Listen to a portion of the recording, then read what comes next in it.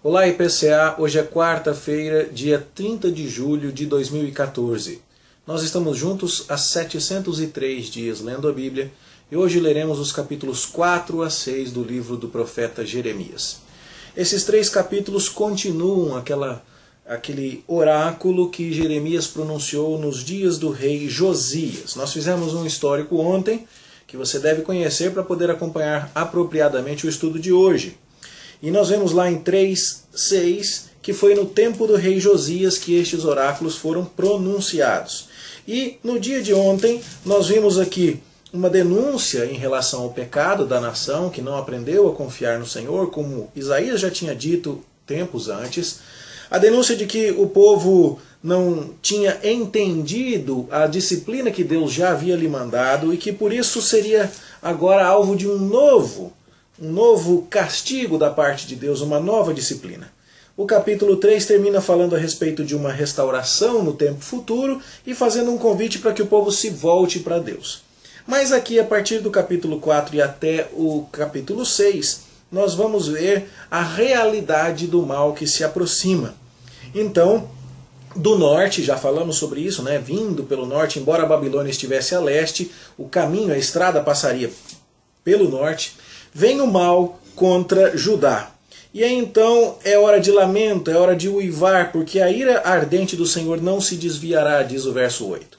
Naquele dia, verso 9, naquele tempo, verso 11, a realidade do juízo de Deus se manifestará. Não acontecerá a paz falsa que foi pregada pelos profetas enganosos, como nós vamos ler lá no capítulo 6, versos 13 e 14, e lemos também aqui no verso 10 do capítulo 4. Profetas que pregaram uma paz falsa, mas que na verdade isso não vai acontecer.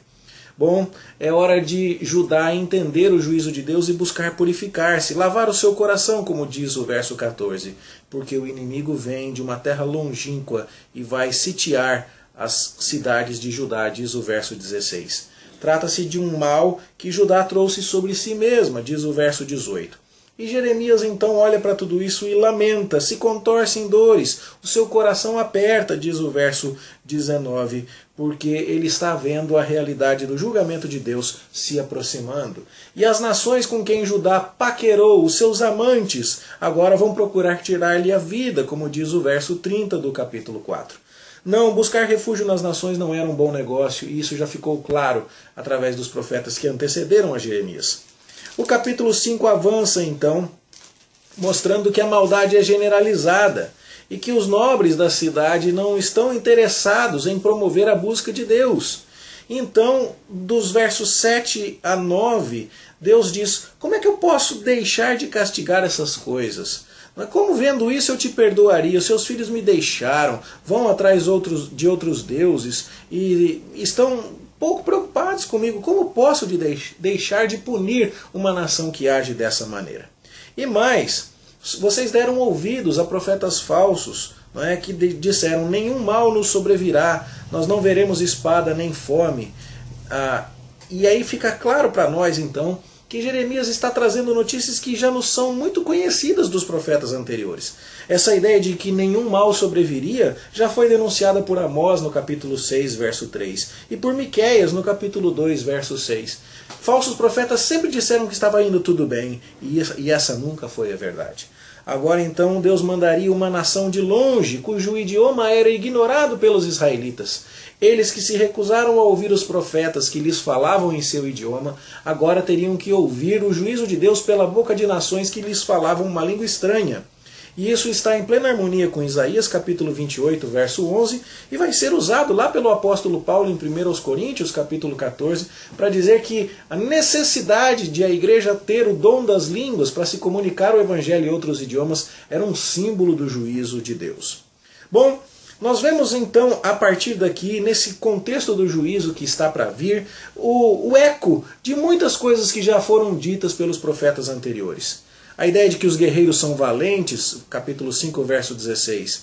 A ideia de que eles virão para pegar a ovelha, o gado, a vide e a figueira, coisa que nós lemos em Abacuque, capítulo 3, verso 17. A ideia de que eles estão cometendo idolatria, e agora então Como deixaram a Deus e serviram a deuses estranhos em sua terra, assim agora serviriam a estrangeiros em terra que não era deles, diz o verso 19 do capítulo 5. Jeremias está denunciando a idolatria como os profetas anteriores denunciaram também.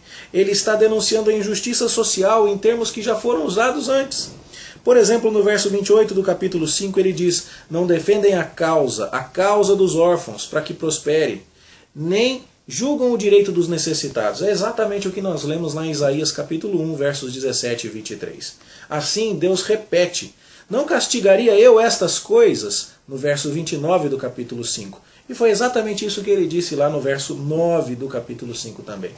Essa maldade, a idolatria, a injustiça social, a busca de segurança nas nações, isso tudo viola a aliança de uma tal forma que Deus não pode deixar de punir. Ele é justo e a sua justiça e a sua majestade, a sua soberania exigem isso. Bom, os profetas falsos estavam dizendo que nada disso ia acontecer.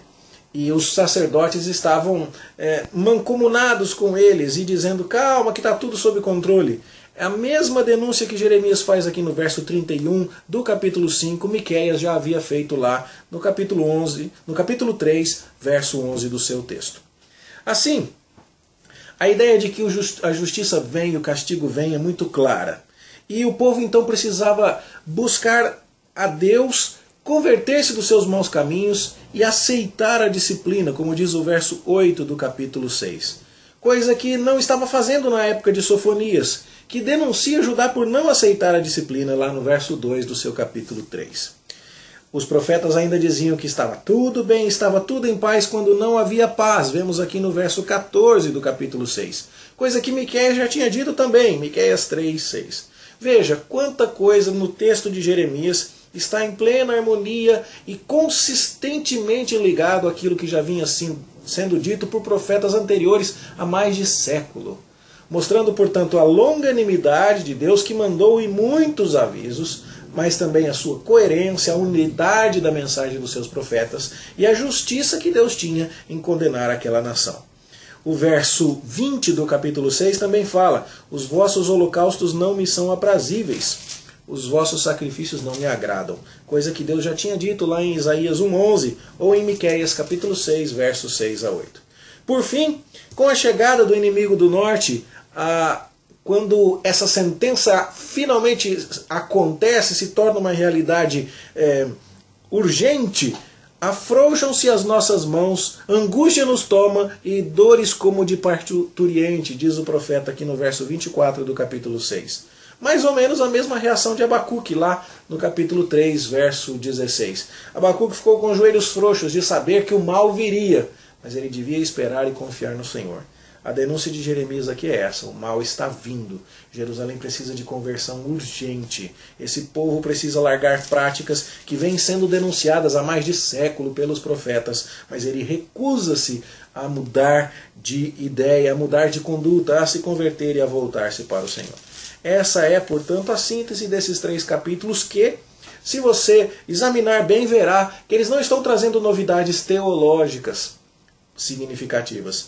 Por quê? Porque basicamente todos os temas que foram abordados aqui, falsos profetas dizendo que está tudo em paz, uma nação que não acredita que o inimigo virá, o próprio pecado da nação sendo a causa do seu juízo, o inimigo que vem valente, ele vem pelo norte, aqueles que temem a Deus veem esse dia chegar, o dia do Senhor, naquele tempo, naquele dia, os seus corações se comovem por conta da destruição de uma cidade assim, que no entanto não se volta para Deus, mas quer buscar segurança nos seus amantes, que são ingratos, cruéis, não são fiéis.